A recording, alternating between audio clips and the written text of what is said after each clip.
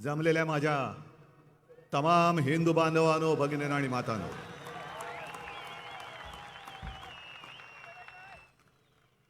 तुमच्याप्रमाणे मला पण मोकळं वाटतंय जरा.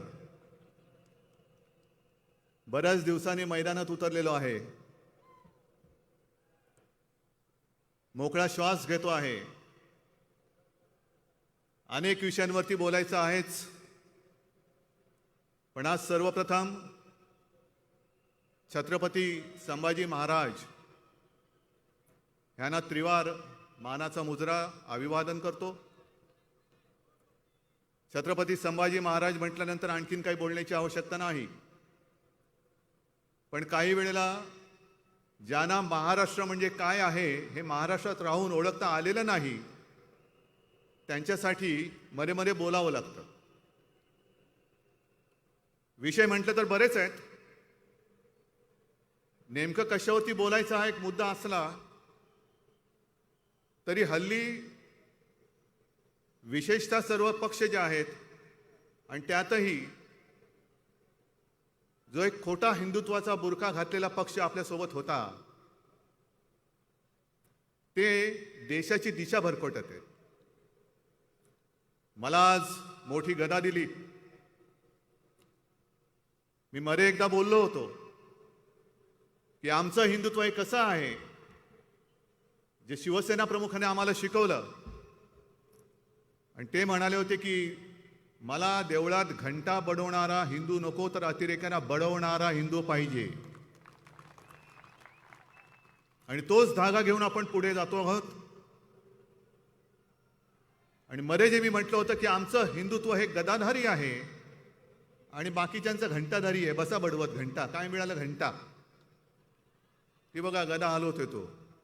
अहो, गदा पेलायला सुद्धा हातामध्ये ताकद पाहिजे. हनुमान, भीम. मग त्याच्यावरती आपले देवेंद्र फडणवीस बोलले, अहो यांचं हिंदुत्व हे गदाधारी नाही, गधाधारी आहे. म्हटलं बरोबर आहे, आमचं हिंदुत्व हे गधाधारी होतं, पण 2.5 वर्षापूर्वी आम्ही तुम्हाला सोडलं. आमचे जे काही जुने फोटो तुमच्याबरोबर येत आहेत म्हणून तुमचा गैरसमज झाला असेल की आमचं हिंदुत्व हे गधाधारी आहे. त्या गध्याला आम्ही सोडून दिले, कारण उपयोग नाही त्याचा. शेवटी गाढव ते गाढव, गाढवा पुढे वाचली गीता. उपयोग काय? कालचा गोंधळ बरा होता. त्याच्यामुळे जी गाढवं आमच्या सोबत होती घोड्याच्या एका आवेशात, त्या गाढवाने लात मारायच्या आधी आम्ही त्याला लात मारून बाहेर पडलेलो आहोत.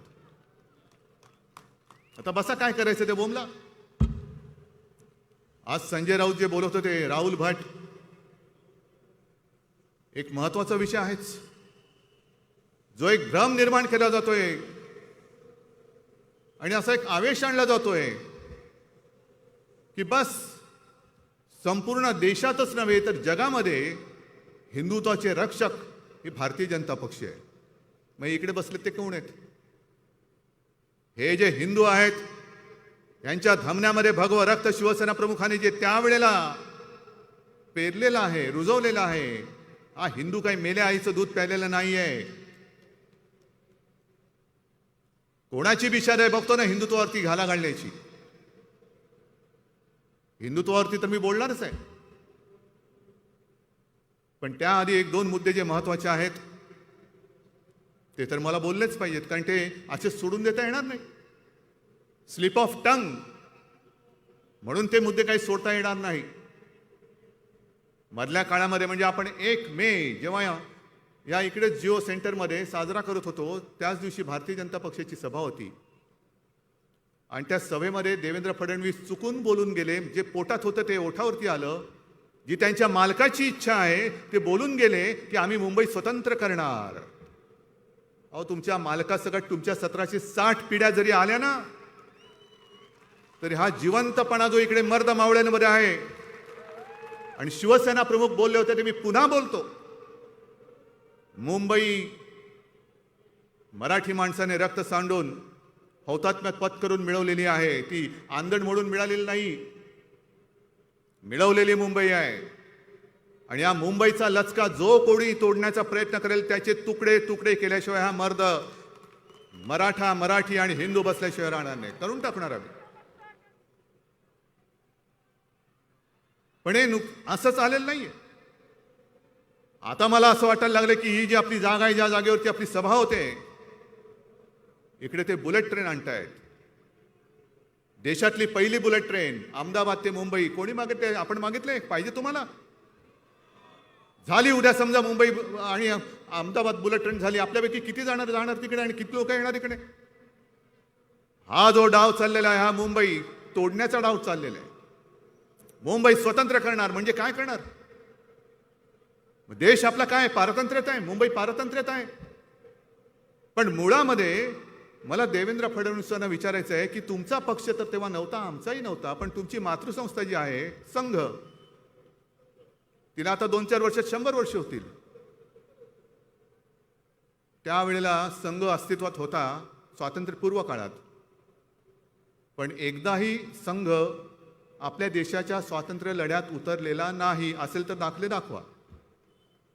तुमचं आणि स्वातंत्र्याचं काय संबंध? काय त्या स्वातंत्र्यामध्ये तुम्ही नव्हतात? संयुक्त महाराष्ट्राचा जो लढा चालला होता त्या लढ्यामध्ये नव्हतात? हा, होतात. कसे होतात? जनसंघ म्हणून होतात. आणि तेव्हा शिवसेना नव्हती, पण शिवसेना प्रमुख म्हणजे आपले बाळासाहेब आणि माझे काका श्रीकांत ठाकरे हे माझ्या आजोबांना मदत करत होते. माझे आजोबा प्रबोधनकार ठाकरे हे तेव्हा जे संयुक्त महाराष्ट्र जो लढा चालला होता त्या लढ्यामधले पहिले जे 5 सेनापती होते त्यातले एक प्रबोधनकार ठाकरे म्हणजे माझे आजोबा. आणि जनसंघाचा जो उल्लेख मी वाचला तेव्हा संयुक्त महाराष्ट्र समिती स्थापन झाली होती. काय वाटेल ते हो, सगळ्यांना त्यांनी आवाहन केलं होतं की आता आपापसातले मतभेद गाडून मुंबई महाराष्ट्राला मिळालीच पाहिजे, म्हणून वेडवाकडं न वागता आपण निवडणूक लढूया. म्हणून ती संयुक्त महाराष्ट्र समिती स्थापन झाली. आणि या संयुक्त महाराष्ट्र समितीतून पहिलं कोण फुटलं माहिती आहे तुम्हाला? जनसंघ म्हणजे यांचे पूर्वीचे बाप. जनसंघ. जागा वाटपावरनं भांडण. जे शिवसेना प्रमुख आपल्याला सांगायचे की जागा वाटप करताना ही जागा आमचीच, ती जागा आमचीच. अहो, इकडे तुमचं काय आहे? नाही, इकडे आमचा एक कार्यकर्ता आहे, मोरंबा बनवतो चांगला, घराघरात जातो मोरंब्यातून, गोड आहे म्हणून आमची. इकडे काय, आमचा एक पापडवाला आहे, तो घराघरात पापड देतो. हे असं करत करत करत हे तेव्हापासून हा मुंबईचा लचका तोडण्याचा यांचा मनसुबा जो आहे हा वेळेत लक्षात घ्या. म्हणून मी तुम्हाला जे सांगतो ना की हे चुकून आलेलं नाहीये वाक्य, हे पोटातलं ओठावरती आलेलं आहे. हे पोटातलं ओठावरती आलेलं आहे. आणि दुसरा अतिशय महत्वाचा मुद्दा जो आहे तो म्हणजे महागाई आहे की नाही.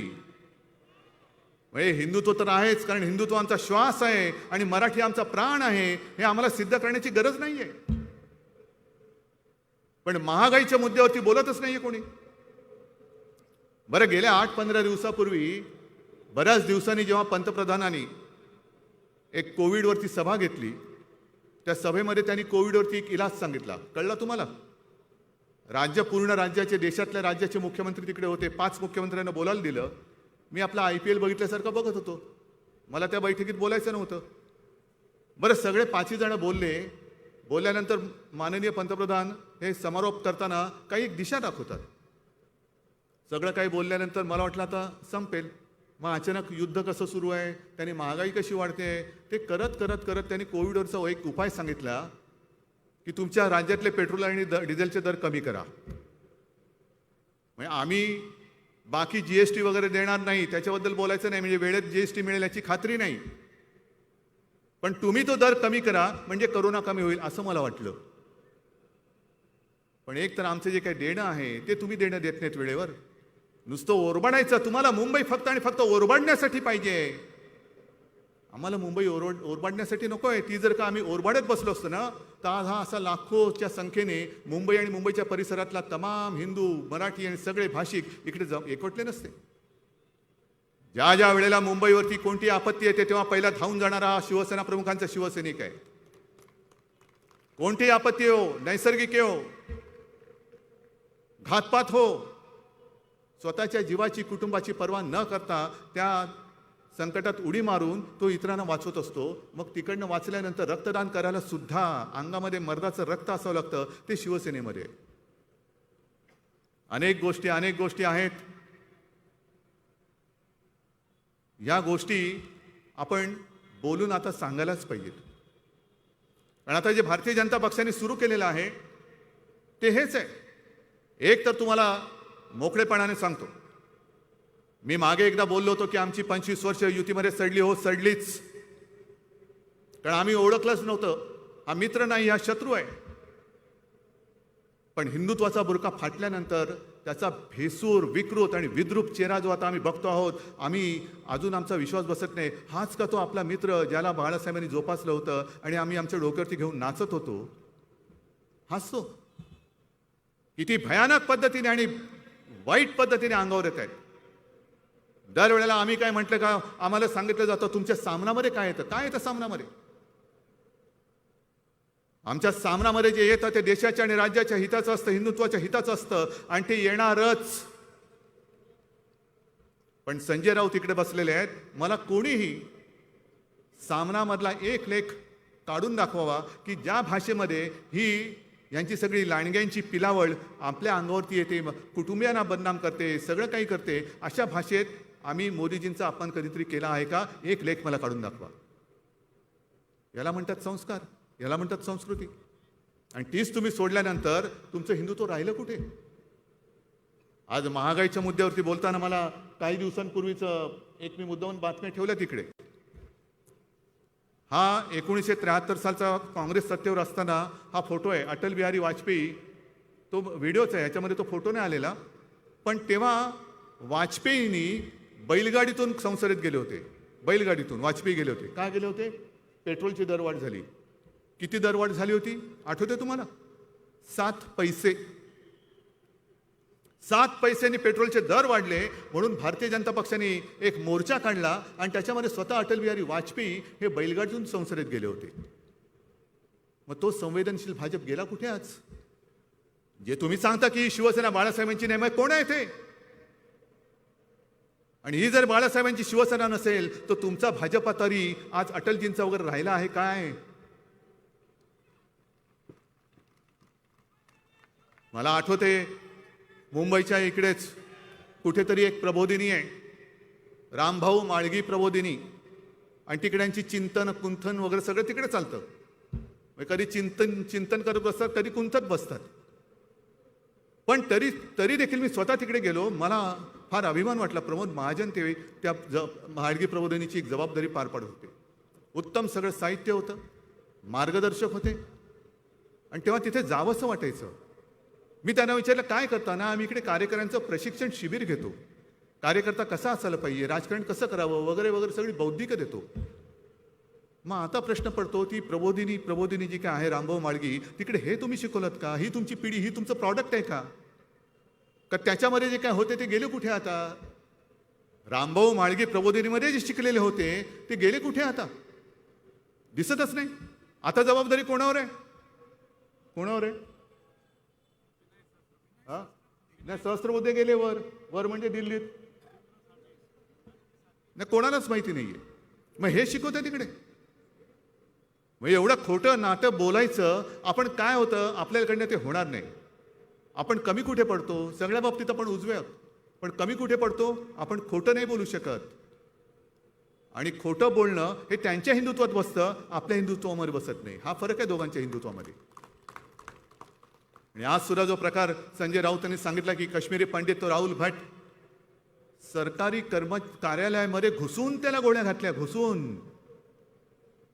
काय करायचं आता? त्या कार्यालयाच्या समोर हनुमान चालीसा पडायचा? काय करायचं? काय का घंटा मोर्चा काढायचा तिकडे? अतिरेकी येत आहेत, महसूल कार्यालयात घुसतायत, नाव विचारतायत आणि कचा गोळ्या घालून पसार होऊन जात आहेत. नंतर मारले असं ते म्हणतायत, मारलेच पाहिजेत. पण ते मारून गेल्यानंतर नाही, मारायला येण्याच्या आत अतिरेकाचा खात्मा केला गेला पाहिजे. आणि आज तिकडे जे काय वातावरण झालेलं आहे, काश्मीरी पंडित म्हणतात की आमचा इकडे बळीचा बकरा केला जातोय. काय हे तुमच्या काश्मीर फाईलचं पुढचं पाऊल आहे की काय? पुढचं पान आहे की काय? का नाही बोलत त्याच्यावरती? का नाही बोलत महागाईवरती? महागाई एवढी पूर्ण झालेली आहे की आता मध्ये ती त्यांनी योजना काढली, ती उज्ज्वला योजना. किती झाला गॅस सिलेंडर आता? 1000च्या वर. देश का आजादी का अमृत महोत्सव म्हणजे 75 वर्ष पूर्ण झाली. रुपयाचा अमृत महोत्सव होऊन त्याच्या पुढे गेला, 77च्या पुढे. लाज नाही, लज्जा नाही, कर्तृत्व नाही, आणि नुसतं लोकांना भ्रमिष्ट करून हे आपला कारभार करत राहतात. हे नाही आमचं हिंदुत्व. हे आमचं हिंदुत्व नाही आहे. संभाजीनगरमध्ये जे काय घडलं, होय मी ते संभाजीनगर म्हणतो, नामांतर करण्याची गरज काय? आहेच ते संभाजीनगर. तिकडे तो ओवेसी गेला आणि त्या औरंगजेबाच्या थडग्यावरती डोकं टेकून आला. संजय तुम्ही म्हणाले ते बरोबर आहे. हे जे काय यांचं चाललंय ना, यांची A team, B team, C team, D team, कोणाला तरी औरंगजेबाच्या थडग्यावर पाठवायचं, कोणाच्या हातामध्ये भोंगा द्यायचा, कोणाच्या हातामध्ये हनुमान चालीसा द्यायचा आणि मजा बघत बसायची. म्हणजे काय कारवाई झाली तर त्यांच्यावरती होणार, आम्ही बोंबलायला मोकळे. मग आम्ही जाणार आणि टोमॅटो सॉस लावून पत्रकार परिषद घेणार.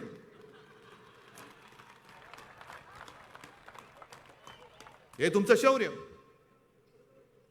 अरे कसले फोटो काढताय आणि कसले करताय? बरं सुरक्षा किती? Z+ कोण देत आहे? केंद्र सरकार. कोणाला देत आहे? या टिनपाटांना. मग तिकडे काश्मीरी पंडितांना सुरक्षा नाहीये. राहुल भट जे सांगत होते की माझी इकडनं बदली करा, पुन्हा मला जम्मूमध्ये न्या, ऐकलं नाही अजिबात. तिथे काश्मीरी पंडितांना सुरक्षा नाही, पण इथे भोकं पडलेल्या टिनपाटांना ही सुरक्षा देत आहेत, केंद्राची सुरक्षा. कोणाला Y+, कोणाला Z+. काय बापाचा माल आहे तुमच्या? लोकांचा पैसा आहे तो. लोकांच्या पैशावरती तुम्ही ज्यांना सुरक्षा द्यायला पाहिजे त्यांना सुरक्षा देत नाहीत, आणि ही अशी नुसती भोकं पडलेली टिनपाटे घेऊन कशाला काय उपयोग? गळक्या टिनपाट्याचा उपयोग काय तुम्हाला? जरा टिनपाट सभ्य शब्द बोलो, खरं टमरेल बोलायचं होतं.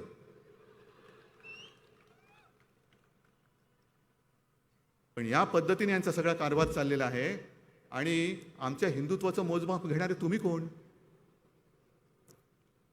आमचं हिंदुत्व खरं आहे का खोटं आहे हे ठरवणारे तुम्ही कोण? एक जे मी बोललो होतो, हे काँग्रेस बरोबर गेले. होय गेलो ना. का गेलो? तुम्ही ढकललं आम्हाला. पण आम्ही काँग्रेस सोबत गेलो तरी आमच्या हातातला आणि हृदयातला भगवा गेलेला नाही. मी विधानसभेत बोललेलो आहे, सत्ता असो वा नसो मला परवा नाही, पण आमचं हिंदुत्व हे तकलादू नाही. आमचं हिंदुत्व हे सच्च आहे, आणि मी विधानसभेत सुद्धा बोललेलो आहे.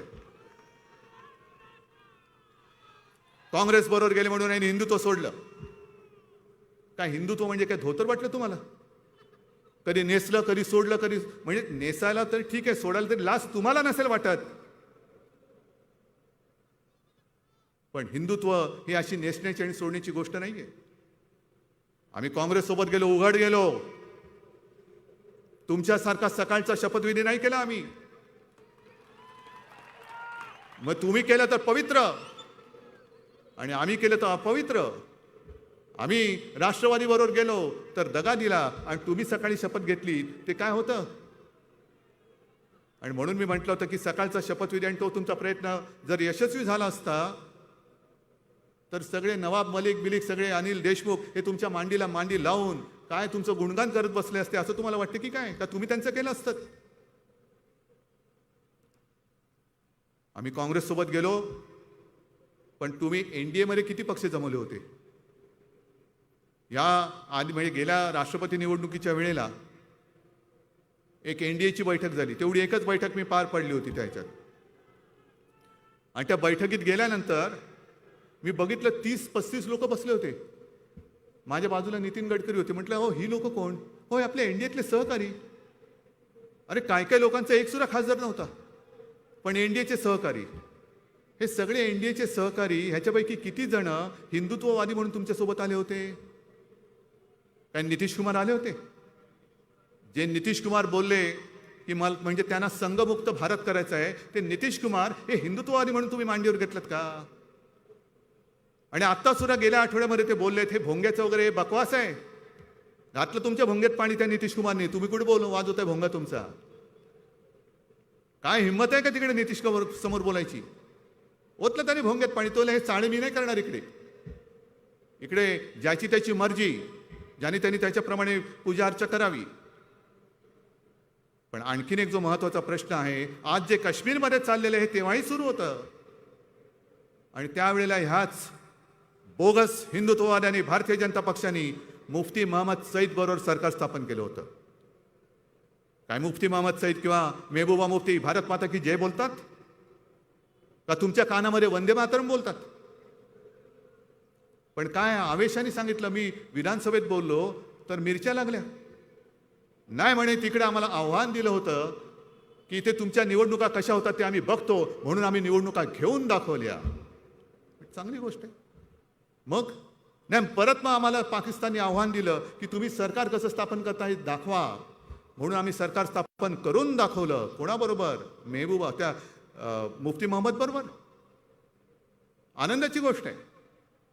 पण देवेंद्रजी, मधला एक संदर्भ तुम्ही गाडलेला आहात, तो सगळ्या लोकांना मला सांगायचं आहे की मुफ्ती महम्मदनी जेव्हा प्रेस कॉन्फरन्स घेतली होती, तुमचा मंत्री त्याच्या सोबत होता आणि त्या प्रेसमध्ये त्यांनी सांगितलं होतं की काश्मीर खोऱ्यातल्या निवडणुका शांततेत पार पाडू दिल्या, म्हणून मी पाकिस्तान, हुरियत आणि दहशतवाद्यांना धन्यवाद देतो. मग नेमकं तुम्ही कोणाला काय दाखवलं? कोणाला काय दाखवलं? हे तुमचं हिंदुत्व.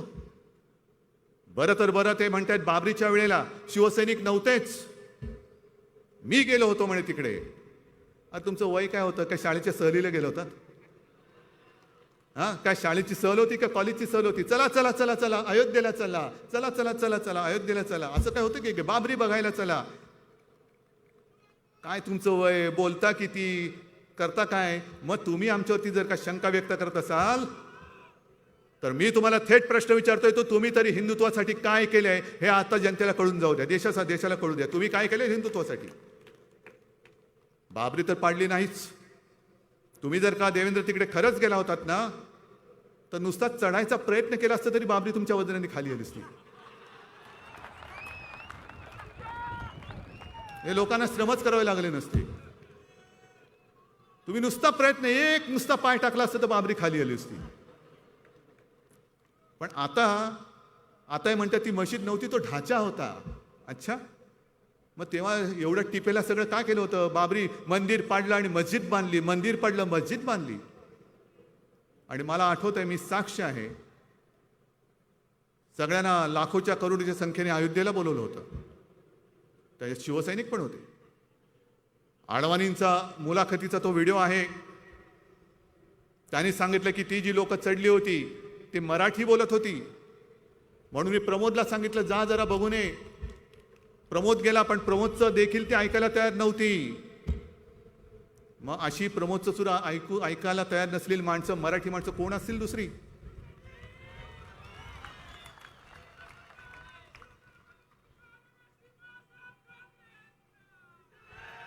आणि तो सगळा दिवस, तो प्रसंग मला आजही आठवतोय. टीव्हीवरती मी बातमी बघत होतो, लोक चढलेत आणि बाबरी पाडली, बाबरी पाडली, बाबरी पाडली. मी जुनं मातोश्री होतं, धावत वरती गेलो. बाळासाहेबांनी सांगितलं की साहेब साहेब बाबरी पाडली पाडली. मला म्हणतो काय काय सांगतो? पाडली? अरे वा. तेवढ्यात इंटरकॉमची बेल वाजली. कोणाचा तरी फोन होता, बाळासाहेबांनी घेतला आणि मग एवढंच म्हणेल, मग चांगलंय की मग? नाही नाही, जर शिवसैनिकांनी पाडली असेल तर मला त्यांचा गर्व आहे, मला त्यांचा अभिमान आहे. आणि फोन ठेवला ती मला म्हणाले ही कसली, म्हणे त्यांच्या 2 अक्षराचा शब्दाचा अर्थ तुम्ही लावा, ही कसली याची औलाद म्हणे. जे लोकांना बोलवत आहेत कार सेवा करा, कार सेवा करा, कार सेवा करा, म्हणजे काय करा?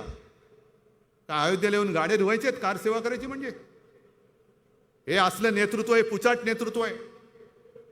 आम्हाला काय माहिती होतं तिकडे राम मंदिरावरती बाबरी बांधली गेली म्हणून? तुम्ही आम्हाला सांगितलं, आम्ही आलो तिकडे. आणि मला म्हणाले नेतृत्वाचं लक्षण बघ हेच असतं, जो नेता लोकांना भडकावून त्यांनी सांगितलेलं काम केल्यानंतर जो जबाबदारी झटकतो तो नेता नाही, तो नेता असू शकत नाही. हेच काम भाजपाने केलेलं आहे. सुंदरसिंग भंडारी बोलले होते की हे काम आमचं नाही, हे कदाचित म्हणे शिवसैनिकांनी केलं असेल. मग तेव्हा बोंबलला का नाही? भोंगा तेव्हा होता ना, तो भोंगा वाजवला का नव्हता की मी होतो मी होतो मी होतो, पुन्हा येईन पुन्हा येईन पुन्हा येईन? येण्याची शाश्वती नव्हती, गेल्याची पण होती की नाही अजून देता येत नाही. ठीक आहे, आता उद्या ते काहीतरी पुन्हा सभा घेणार आहेत, उत्तर सभा घ्या, मग आम्ही परवा घेतो, मग तुम्ही त्याच्यानंतर घ्या, मग आम्ही त्याच्यानंतर घेतो. हेच चालू ठेवायचे चाळे. हेच चालू ठेवायचे.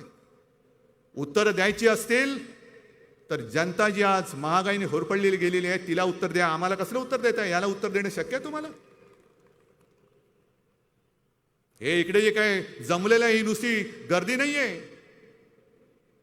ह्या गर्दीमध्ये एक जिवंतपणा आहे. ही सगळी वाघ आहेत, वाघ. मग गेल्या वेळेला त्यांनी काय केलं होतं? गेल्या वेळेला त्यांनी मला सांगितलं, कळलं असं की भगव्या टोप्या घातल्या होत्या. का हो भगव्या टोप्या कशाला? नाही, हिंदू आहोत आम्ही ना. हिंदुत्व टोपीत नसतं, डोक्यात असतं. डोक्यात मेंदू असेल तर त्या मेंदूत हिंदुत्व असायला लागतं. टोपीमध्ये हिंदुत्व नसतं कधी. आणि भगवी टोपी घालून जर तुम्ही हिंदुत्व दाखवत असाल तर RSSची टोपी काढी का?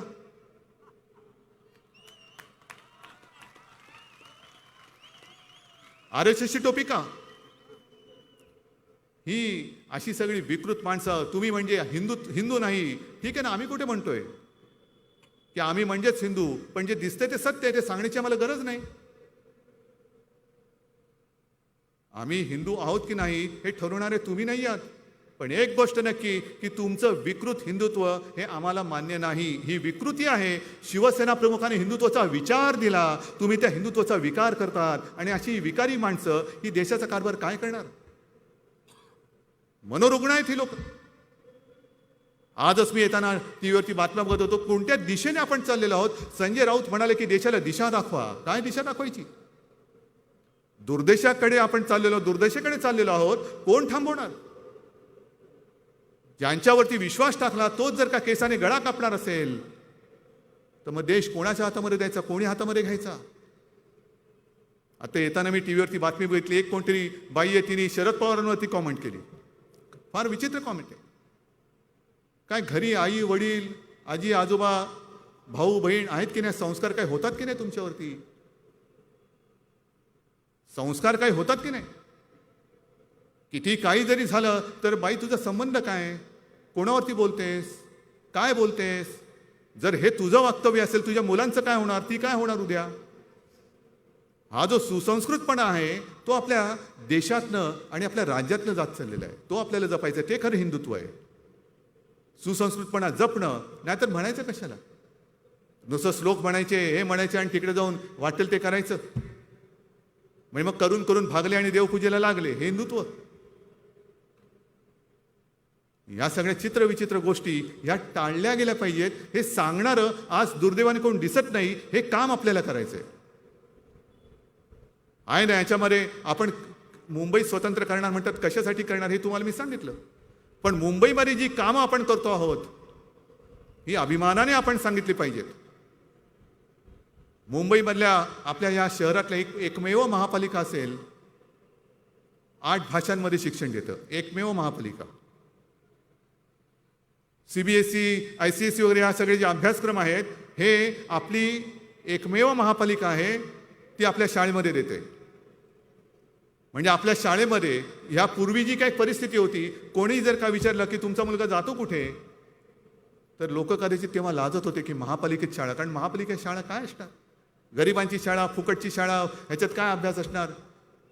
आता जाऊन बघा तुम्ही, आता महापालिकेच्या शाळांमध्ये आपल्या मुलांना प्रवेश मिळावा म्हणून दाराच्या बाहेर रांग लागते. मध्ये अरविंद केजरीवाल येऊन कशासाठी काय बोलले की त्यांचं शाळा किती मोठ्यात असतील ना. पण केजरीवाल साहेब, तुमचं राज्य आहे, आमची महापालिका एक महापालिका, आणि महापालिकेने तुमच्या तोडीचं काम केलेलं आहे. कोविडचं काम किती मोठं झालेलं आहे. कोविड, मी अभिमानाने सांगेन की देशामध्ये दुसरं कोणतेही राज्य एवढं नसेल की ज्यांनी आरोग्य व्यवस्था ही एवढ्या पटीने वाढवलेली आहे. एवढ्या पटीने. हे मी वारंवार सांगितलं, मला पुन्हा फेसबुक लाईव्ह नाही करायचं. पण जणू काही महाराष्ट्रामध्ये संपूर्ण सगळं भंगार राज्य चाललेलं आहे. माफिया का राज. मला असं वाटतं आता दाऊदच्या मागे लागलेत. पण दाऊद जर का बोलला मी भाजपात येतो, तर मंत्री म्हणून त्यांच्यासोबत कधी दिसू शकतो. कदाचित म्हणूनच त्याच्या मागे लागले असतील. बघ इकडे कसं ईडी मागे लागले होते, आमच्यात लोक येत आहेत, आमच्यामध्ये ये, मग तुला मंत्री बनवतो. उद्या दाऊदला पण मंत्री बनवतील आणि सांगतील तसं काय नाही हो, दाऊद म्हणजे आमचा गुणाचा पुतळा आहे. ही अशी चित्रविचित्र सगळी भानगडी करणारी माणसं बघितल्यानंतर हे स्वतःला हनुमान पुत्र म्हणू तरी कसे शकतात? ज्या हनुमानाने पेट्या शेपटीने लंका जाळली होती, तुम्ही बाबरी पाडल्यानंतर शेपट्या आत घालून बसला होतात आणि तुमची विधभर नाही, कित्येक मैल पळापळ झाली होती. ने पटकन बोललेलं बरं, नाही तर तुमचा गैरसमज व्हायचा. तर हे सगळं हनुमान पुत्र बित्र ह्या गोष्टी तुमच्या तोंडात शोभत नाहीयेत. ज्या रिकाम्या थाळ्या तुम्ही त्यावेळेला गो करोना गो म्हणून वाजवल्या, त्या थाळ्या आजही रिकाम्या आहेत. तुम्हाला एका गोष्टीचं नक्कीच समाधान वाटेल की जी आपण शिवभोजन थाळी म्हणून गरिबांसाठी 10 रुपयात देतो आहोत, मधल्या काळात आपण मोफत देत होतो, त्याच्यामध्ये 5 रुपयाने पण देत होतो. आज 10 कोटीच्या वरती त्या थाळ्यांचं वितरण झालेलं रोज चालू आहे, रोज चालू आहे. शिवभोजन रोज चालू आहे. पोटभर जेवण, पोटभर खा. आम्ही भरलेली थाळी देतो, रिकामी थाळी नाही देत. मग रिकाम्या थाळीचं करायचं काय? थाळी रिकामी राहिली तर लोक विचारतील प्रश्न. मग काय नाही, जा बाल्कनी थाळी वाजव. मग आता पण करा. गो महागाई गो, गो बेकारी गो. जे आज आपण इकडे हिंदुत्वाचं सांगितलंय की हृदयात राम आणि हाताला काम देणारं आमचं हिंदुत्व आहे, हा आमच्या हिंदुत्वाचा अर्थ आहे. काय तुमच्या हिंदुत्वाचा अर्थ काय? घंटा वाजवायची नुसती? आणि ते हृदयात राम आणि हाताला काम, ते मला वाटतं सुभाष देसाई साहेबांनी सांगितलं असेल आपण काय काय करतो आहोत. आज संपूर्ण देशामध्ये महाराष्ट्र, हा आपला महाराष्ट्र तुमच्या सगळ्यांच्या आशीर्वादामुळे स्टार्टअपमध्ये नंबर 1चं राज्य. स्टार्टअप म्हणजे होतकरू जे नवीन नवीन सगळे उद्योजक येत आहेत त्यांच्यासाठी महाराष्ट्र हे नंबर 1चं आहे. गुंतवणूक येते आहे, महाराष्ट्र पुढे चाललेला आहे. पण हे पुढे महाराष्ट्राचं जाणं यांना बघवत नाही, म्हणून महाराष्ट्रामध्ये कशी संपूर्ण वाताहत झालेली आहे. कायदा सुव्यवस्थेचे 12 वाजलेले आहेत. का असं का करताय? राजकारण राजकारणाच्या जागी ठेवा ना. पण महाराष्ट्रामध्ये गुंडागर्दी चालू आहे, लोकशाहीचा गळा घोटला जातोय. तो सॉसचा फोटो आल्यानंतर दिल्लीतनं पत्र आलं की याला केंद्राची सुरक्षा असताना ह्याच्यावरती हल्ला झाला कसा? राहुल भटच्या हल्ल्याचं विचारणार तातडीने दिल्लीत. पण सुरक्षा तुम्ही दिली ना, मग तुम्ही काय आम्हाला विचारता? सुरक्षेला विचारा ना खरं काय झालं. सॉसची बाटली दिली कोणी? विचारा त्यांना. ह्या सगळ्या ज्या काही गोष्टी चाललेल्या आहेत, या बघितल्यानंतर जो उद्वेग होतो, उद्वेग की हे महाराष्ट्राला बदनाम करतायत. जणू काय महाराष्ट्रामध्ये चरस गांजेच्या शेतीला मोठा काहीतरी एक धुमारा फुटलेला आहे. काढा, गेल्या 2 वर्षातल्या सगळ्या केसेस काढा. जे जे तुम्ही आरोप केले त्यांचं पुढे पुढे काय झालं? सुशांत सिंगचं काय झालं? आणखीन काय झालं? पुढे काय झालं? पुढे काय झालं? बोंबलायचं नुसतं, घशाला जी खास सुटते ती खाजवायची कशी म्हणून हे बोलून घेतात. पण आम्ही संयम बाळगतोय म्हणजे आम्ही नामर्दाची औलाद नाही. एक तर आम्ही कोणाच्या अंगावर जात नाही, पण कोण अंगावर आलं तर त्याला सोडत नाही. हे आमचं हिंदुत्व, हे फक्त लक्षात ठेवा. हे आमचं हिंदुत्व आहे. आम्ही कधी कोणी तुमच्या कुटुंबियांची निंदा नालस्ती केले? आम्ही कधी कोणी तुम्हाला भ्रष्टाचारी किंवा माफिया म्हटलं? भ्रष्टाचारी आहातच. एक एक प्रकरणं बाहेर येतात. आता एक एक प्रकरणं बाहेर येत आहेत. पण केवळ सत्ता मिळत नाही म्हणून तुमचं जे काय चाललेलं आहे एकतर्फी प्रेम. मग काही वेळेला असं वाटतं की हे कोणत्या दिशेने चाललेले आहेत. मध्ये मध्ये वृत्तपत्रांची बातम्या येतात ना, दुर्दैवाने असं घडतं, घडायला नाही पाहिजे, की कोणाचं तरी कोणावरती एकतर्फी प्रेम असतं आणि मग ती नाही म्हणते म्हणून तिला विद्रूप करून टाकायचं, ॲसिड फेकायचं. तसं यांचं एकतर्फी प्रेमातनं महाराष्ट्र विद्रूप करण्याचं काम चाललेलं आहे. का करता? हा शिवरायाचा पवित्र जो महाराष्ट्र का बदनाम करताय? काय तुमच्याकडे योजना असतील घेऊन या, आपण करूया. चला, मी आज तुम्हाला सुसंस्कृतपणाने सांगतोय की हे सगळे तमाशे बंद करा. या एकत्र बसून आपण महाराष्ट्र पुढे नेऊया. या माझी तयारी आहे. चला या. एकतर हिंदुत्वाची चिंता करूच नका तुम्ही.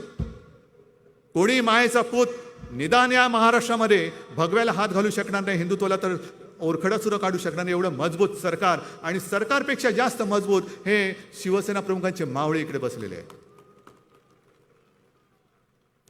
मग मध्येच कोणतरी उठतं. मला मध्ये एका शिवसैनिकांनी चांगलं सांगितलं अचानक, कारण हल्ली जरा मी भेटायला सुरुवात केलेली आहे, बोलतो फोनवरती वगैरे. मला एका शिवसैनिकांनी काय कशासाठी विचारलं पटकन. साहेब तुम्ही तो लगेरो मुन्नाभाई पाहिलात का? म्हटलं संबंध काय लगेरो मुन्नाभाईचा? म्हटलं थोडासा पाहिला. का रे? अहो त्याच्यात नाही का त्या संजय दत्तला गांधीजी दिसतात, गांधीजी बोलतात, महागांधीगिरी करायला लागतो. म्हटलं मग? नाही तशी एक केस आहे आपल्याकडे म्हणे. म्हटलं कोणती केस? अहो ती नाही का ज्याला स्वतःला बाळासाहेब झाल्यासारखं वाटतं, शाल घेऊन फिरतात म्हणे हल्ली. मग कधी मराठीच्या नादाला लागतात, कधी हिंदुत्वाच्या नादाला लागतात.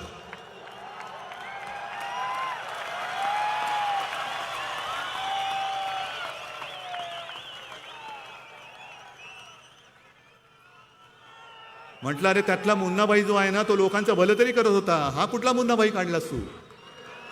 नाही पण म्हणे एक लक्षात घ्या. म्हटलं कोणाला त्याच्या भ्रमात राहू दे ना, आपण काय करायचं? म्हणजे तसं नाहीये, तुम्ही त्या पिक्चरचा शेवट नाही बघितला. म्हटलं काय? शेवटी त्या संजय दत्तला कळतं की साला आपण काही भेजे में केमिकल लोचा होईल आहे. तरी केमिकल लोच्याची केस आहे. हा पिक्चर सत्यावरती आधारित आहे, म्हणजे सत्य घटनेवरती आधारित आहे. ते असे मुन्नाबाई फिरतायत, फिरू द्या. आता कोणाला अयोध्येला जायचं जाऊ द्या. आदित्य परत चालले, गेल्या आठवड्यामध्ये तो तिरुपतीला गेला होता. पण आपण जेव्हा अयोध्येला गेलो होतो तेव्हा प्रश्न सुटलेला नव्हता. 2018 साली दसरा मेळाव्यामध्ये तुमच्या सगळ्यांच्या साक्षीने मी जाहीर केलं की मी पुढच्या नोव्हेंबरमध्ये अयोध्येला जाणार. तुम्ही आला होतात माझ्यासोबत. आणि आजही तुमच्या लक्षात असेल की हे मी बोलताना वादळ वारं सुटलं तर विजा लखलखत होते आणि भगव्याचे मशालीसारखे फडकत होते. आहे ना लक्षामध्ये? काय हे काय चित्र होतं? ते दैवी चित्र होतं. आणि जाण्यापूर्वी सहज माझ्या मनात आलं की राम जन्मभूमीला जाताना आपण शिवजन्मभूमीची एक मूठभर तरी माती घेऊन जावी. मी शिवनेरीला गेलो, एक माती घेतली, तिचा एक कलश घेतला आणि अयोध्येला गेलो. अयोध्येला तो कलश मी त्यांच्या हाती सुपूर्द केला. रामलल्लाचं दर्शन घेतलं परत आलं. तेव्हा शिवसेनेची मागणी होती की खास कायदा करा आणि राम मंदिर बनवा. नाही केलीत. 1 वर्ष निघून गेलं. योगायोग म्हणायचं का चमत्कार म्हणायचा हे तुम्ही ठरवा. बरोबर नोव्हेंबरमध्ये आपण 2018ला अयोध्येला गेलो होतो. 2019ला अयोध्येचा निकाल आला, राम मंदिराच्या बाजूने आला आणि 2019मध्ये आपल्या सगळ्यांच्या आशीर्वादाने मी मुख्यमंत्री झालो.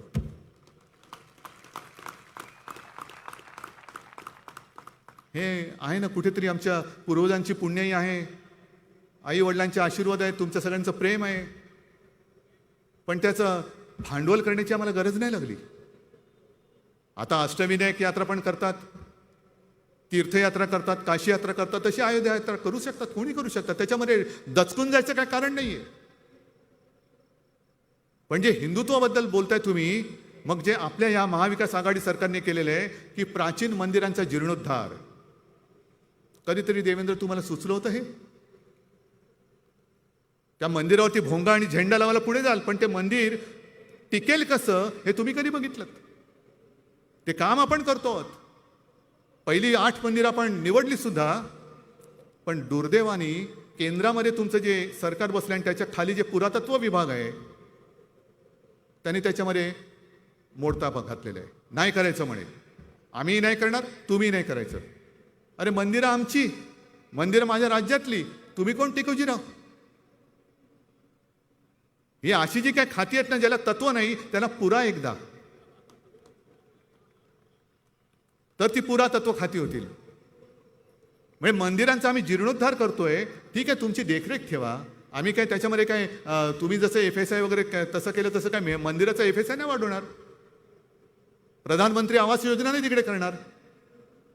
जे मंदिर आहे ते मंदिरच टिकवणार, आणखी दीर्घकालीन टिकेल ते कसं ते आम्ही बघणार आहोत. आपल्या राज्यातली काही मंदिरं अशी आहेत की जी पावसाळ्यामध्ये पुराखाली जातात. टिकणार कशी? इतकी वर्षे टिकली, हेच मोठं आहे. पण हे पुरातत्व विभाग जे औरंगजेबाचं थडगं तिकडे बघतो संभाजीनगरमध्ये, तोच हा विभाग. थडग्याची देखभाल करतायत पण मंदिराची करत नाहीयेत. जा ना देवेंद्र, तिकडे जाऊन बोंबला. आणि बोंबलायचंच असेल, मुंबई स्वतंत्र तर तुमच्या कित्येक जन्मात होणार नाहीये, पण मुंबईसाठी बोंबलायचं असेल ना तर जा तिकडे कांजूरची जागा अडवली आहे त्याच्यासाठी बोंबलून या. इकडे बुलेट ट्रेन आणताय तुम्ही, बाजूला धारावी आहे, धारावीमध्ये रेल्वेची जमीन नाही देत आहेत, पैसे दिले अर्धे तरी देत नाहीत. जा तिकडे बोंबला आणि धारावीची ती रेल्वेची जमीन ह्या माझ्या मुंबईकरांना मिळवून द्या. असे कित्येक प्रकल्प आहेत जे राज्याचे आणि मुंबईचे केंद्राने अडवून ठेवलेले आहेत, नाही देत. मुंबईला अभिजात भाषेचा दर्जा नाही देत. काय कोणाची भाषा आहे? मराठी आमची मातृभाषा आहे, आमचं भाग्य आहेच, कारण हीच मातृभाषा आपल्या छत्रपती शिवरायाची सुद्धा मातृभाषा आहे. आणि मी अनेकदा सांगितलेलं आहे, आज तुमचा जो काही हिंदुत्वाचा खोटा पुळका आलेला आहे, जर हे दैवत जन्माला आलं नसतं तर तुम्ही सुद्धा भोंग्यामध्ये असता, तुम्ही सुद्धा भोंग्यात असता. ही छत्रपतींची मातृभाषा, तिला अभिजात दर्जाचा भाषेचा दर्जा तुम्ही देऊ शकत नाही. एवढं करंट सरकार तिकडे बसले, जा ना तिकडे कधीतरी बोंबला. आणि म्हणून जास्त काही मी बोलत नाही, पण एक गोष्ट सांगतो, काही काही आठवणी ह्या अशा असतात की आपल्याला सर्वांना आठवत असेल की काही म्हणजे बऱ्याच वर्षांपूर्वी जावेद मियादाद घरी आला होता मातोश्रीत. कशासाठी आलेला? भारत पाकिस्तान मॅच होणे दो. बाळासाहेब म्हणाले ते तू बोलूच नको, जोपर्यंत तुझा देश माझ्या देशावरती अतिरेकी पाठवत नाहीत, हल्ले थांबवत नाही, तो सुधरत नाही, तोपर्यंत मी कोणताही सामना या माझ्या मराठी मातीत होऊ देणार नाही, तू पुढे बोल. मग त्याला बाळासाहेबांनी विचारलं, अरे जावेद तू इतना अच्छा खेळताय, मग तू मध्ये माकड चाळणे का करतोस? मग त्यांनी सांगितलं, साहेब ज्या वेळेला मी मैदानात उतरतो तेव्हा संपूर्ण पाकिस्तान माझ्या पाठी असतो. कुछ भी करो लेकिन मॅच जितनी है. मग आम्ही काय करतो, जर एखादा बॅट्समन चांगला सेट झाला असेल तर मुद्दामून बाजूला जाऊन उभे राहतो. सिली पॉईंट म्हणजे सिलीच पॉईंट असतो तो. मग गली स्लीप इकडे राहायचं आणि चांगला सेट झालेल्या बॅट्समनला वेडवाकडं बोलत राहायचं. मग त्याचं एकाग्रता भंग पावते आणि तो आऊट होतो. आणि असंच म्हणे मी एकदा केलं होतं, बॅटिंग करत होतो आणि एक बॉलर फार चांगला बॉलिंग करत होता. मी काय नाही म्हणे बॅट ठोकत ठोकत ठोकत ठोकत बराच वेळ बॅट ठोकत बसलो, एक बॉल खेळलो, परत बॅट ठोकत ठोकत ठोकत त्याच्याकडे गेलो आणि बोबड्या शब्दात बोललो, ए त्याला लूम तिदले पता न. मग आत्ता जो बोलतोय त्याच्याशी नाही मी बोलत, पण बोबडं बोलताय म्हणून सांगतो, ए त्याला लूम तिदले बताव ना.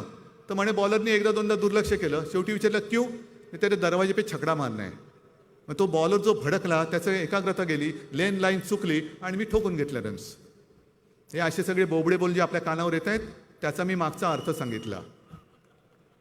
तर अशा या बोबड्यांकडे लक्ष देऊ नका. याला क्रिकेटमध्ये स्लेजिंग म्हणतात. स्लेजिंग म्हणजे समोरच्याला विकेट कसा तो आउट कसा होईल आणि जर बॉलर चांगला असेल तर त्याची बॉलिंग कशी बिघडेल ही बघणारी ही सगळी अवलारे. काम करण्याचा यांच्यात कर्तृत्व नाही, अजिबात नाही आहे. आणि आज आपण जे करतो आहोत हे काम हे त्यांना पचत नाहीये, पटत नाहीये. पुन्हा एक तर बघा, सत्ता 2.5 वर्ष झाली आपली, उद्धव ठाकरेला प्रशासन काही कळत नाही.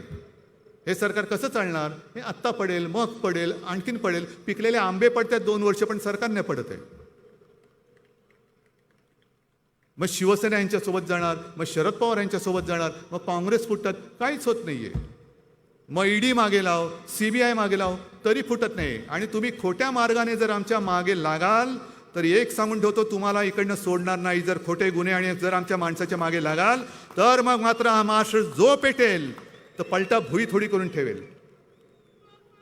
ही शंडाची अवलाद जर तुम्ही तुमच्या एजन्सीज मागे आमच्या लावणार असाल, त्यांच्या पाठून जर का तुम्ही शिखंडी म्हणून लढणार असाल तर जे मी मगाशी बोललो तेच सांगतो की महाराष्ट्र मेल्या आईचं दूध प्यायलेलं नाही. जर आमच्या मागे उगाचच लागाल तर मात्र अजिबात तुम्हाला दया माया क्षमा दाखवली जाणार नाही.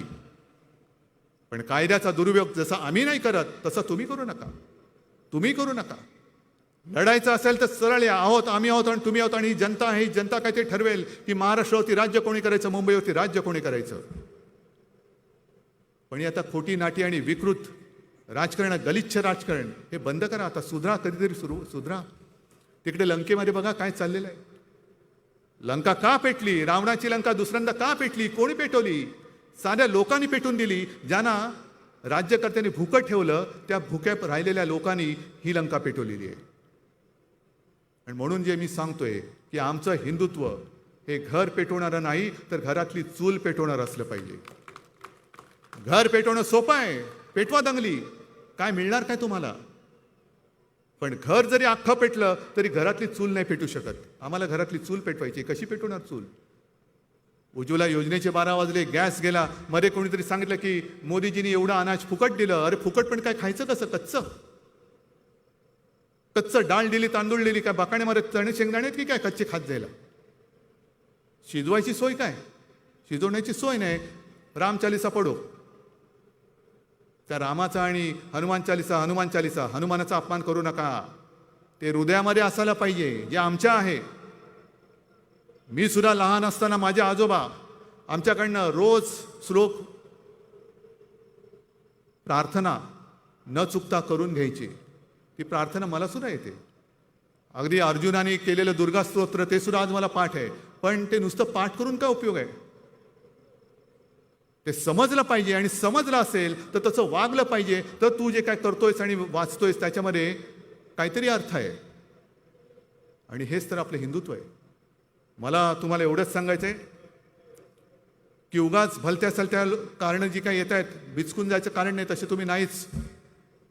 मातोश्रीवरती कोणीतरी एकाने यायचा प्रयत्न केला होता. ती आमची अंगाराजी कशी अंगारासारखी भडकली, कुठल्या कुठे पळून गेले. हे मुद्दामून चालले. महाराष्ट्र पेटत का नाही?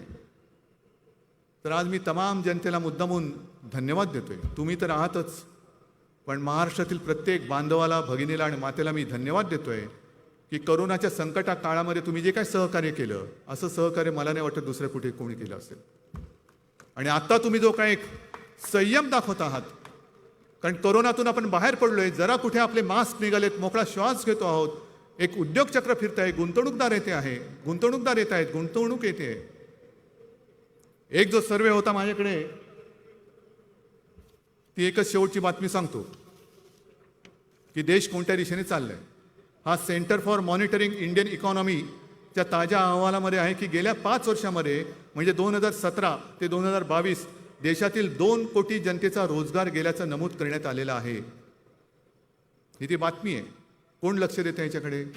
एवढ्या जणांचे रोजगार गेले. कित्येक काही चांगली लोक हे देश सोडून गेलेले आहेत. काय करणार काय तुम्ही? आज कुठेतरी आपण एका मार्गावर चाललेलो आहोत. देवळं भोंगे बिंगे हे सगळ्या गोष्टी आहेतच, पण लोकांची मम्ममची सोय कोण करणार? ती सरकार, ते करणारच सरकार. आणि त्याच्यासाठी सगळ्या राजकीय पक्षांना मी पुन्हा आवाहन करतोय की लोकांची माती भडकवू नका. हृदयात राम आणि हातात काम. जर त्या काम न देता जर का हातात त्यांचे धोंडे दिले तर तेच धोंडे उद्या तुमच्या टाळक्यामध्ये ते मारल्याशिवाय राहणार नाहीत. आणि म्हणून हे पाप निदान हा आपला शिवरायाचा महाराष्ट्र तरी करणार नाही आणि आपण त्याला करू देणार नाही, अशी एक अपेक्षा व्यक्त करतो. एवढ्या मोठ्या संख्येने तुम्ही आलात. ही तर सभा वाटतच नाही, हा एक मोठा उत्सव वाटतोय, हिंदुत्वाचा उत्सव वाटतोय. अक्षरशः हा समुद्र आहे, हिंदू महासागर आहे हा. आणि हा महासागर, ही तुमची ताकद, ही तुमची आशीर्वादाची शक्ती, ही अशीच कायम पाठीशी राहू द्या. एवढीच एक नम्र प्रार्थना करतो आणि आपली रजा घेतो. जय हिंद, जय महाराष्ट्र.